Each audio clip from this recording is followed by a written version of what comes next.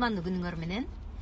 Кандай жагдай болсо дагы жашоодо адам өзүн өнүктүрө бергенде кыйынчылыктарга багынбай турган бир деңгээлге келет да. Анан ошо биз дайыма эле өнүгүшүбүз керек, бир жакшы нерселер жасаш керек, жан дүйнөлөрдү сакташ керек деп бекеринен айтып келбей элебиз. Адам 3 типте өнүгөт дедиңиз, Адам чындыгында 3 типте өнүгөт экен. Булар кайсылар деп айтсаңыз, биринчиси бул биздин интеллектуалдык жактан өнүгүүбүз. Албетте сиз айтышыңыз мүмкүн, мен деген аябай өнүгүп турам, мен деген 5 дипломум бар, мен деген 3 дипломум бар деп.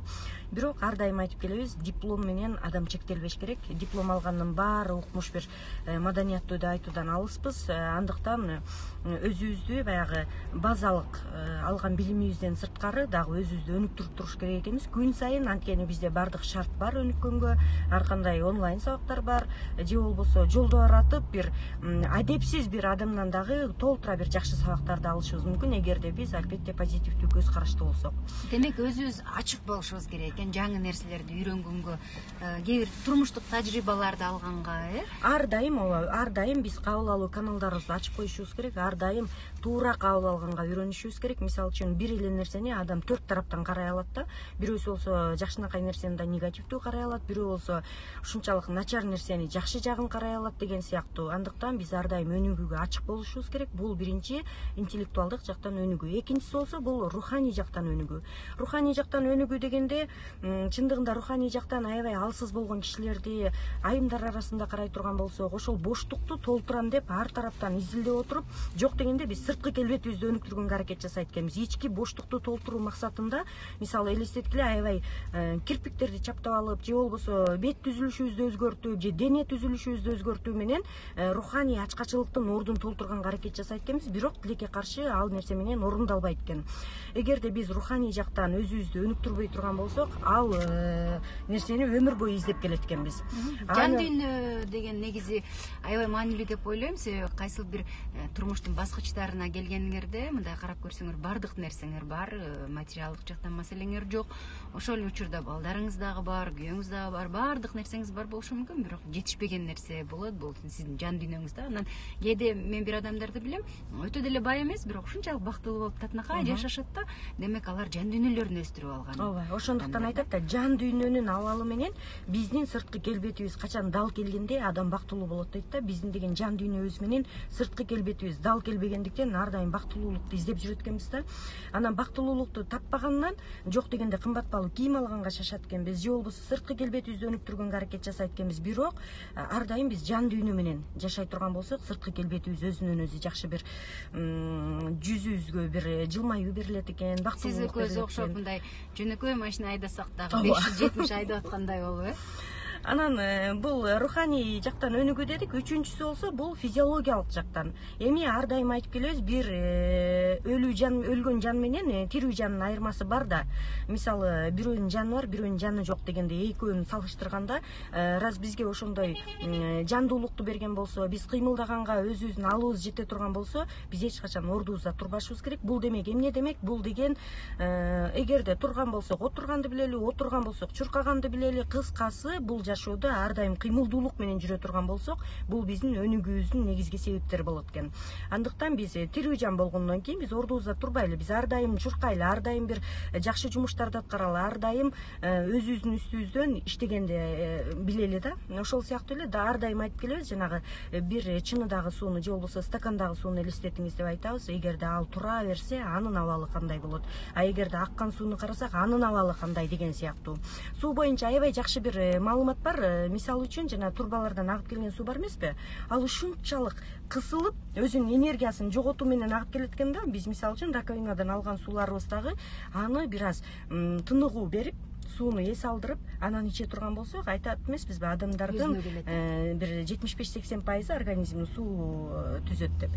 Ошол сыяктуу эле сууну кандай суу ичип атабыз, ага да көңүл бурушубуз керек экен. Бул дагы биздин өнүгүүбүзгө чоң бир пайдасы бар экен. А эгерде биз ошол турбадан алып туруп эле сразу иче турган болсок, ал жерде дагы суунун өзүнүн пайдалуу касиеттерин жоготуп коюшу мүмкүн экен.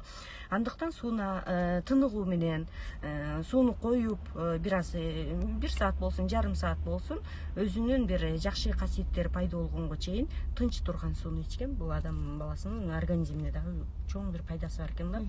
Жан дүйнөңүздөрдү өнүктүргөндө кайсыл бир сиз трагедия деп эсептеген нерселер трагедия эмес экендигин түшүнүп каласыңар да. Мисалы азыр менин деле состоянием элдерге кызык болуш керек. Анан мен бир нерсе билем, бардык нерсе жакшылыкка экендигин жана Аллахтын бир жолдору сөзсүз бар экендигин. Анан мурда ошондой нерселерди билбей эле бул нерсе менен мен оңой болуп атат дегендикти айткан жокмун. Болгону мындан дагы жакшы бир нерселер бар экендигин, өмүрүбүз кыска экендигин, кайсыл бир учурда бир кубанычы нерселерибиз дагы көбүрөөк болгондугун да. Себеби негативге жабышып алып, момундай болуп атат. Момундай эми эмне кылам, мен кантип жашайм. Жакшы жашаса болот.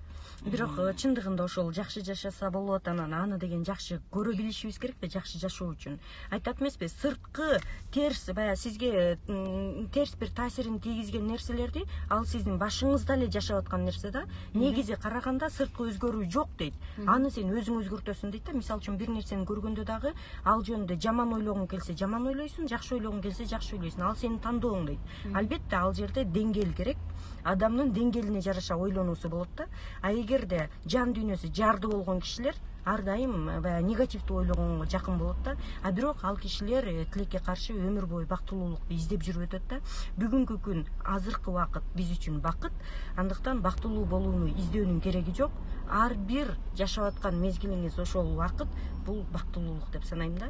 Азыркы дем алып аткан абабыздын жана азыркы биздин кучактап турган балабыздын баркын билиш үчүн көп изденишибиз керек болот да. Себеби кээде 4-5 баласы болуп туруп дагы балдары дагы көрүнбөй калган учурлар болот да. Анан ошондуктан өзүбүзгө көбүрөөк көңүл буралы, өзүбүздүн баягы жаман ойдон арылалык. Эң эле биринчи ичкүйдүүлүктөн, жаман ойдон арылалык, ичибиздеги негативден арылып алалык. Себеби мындай сөз кылсаң сөз боло берет, ушак кылсаң ушак боло берет, жалаң жаманды айтсаң жаман боло берет, жаман дей берсең жаман болот.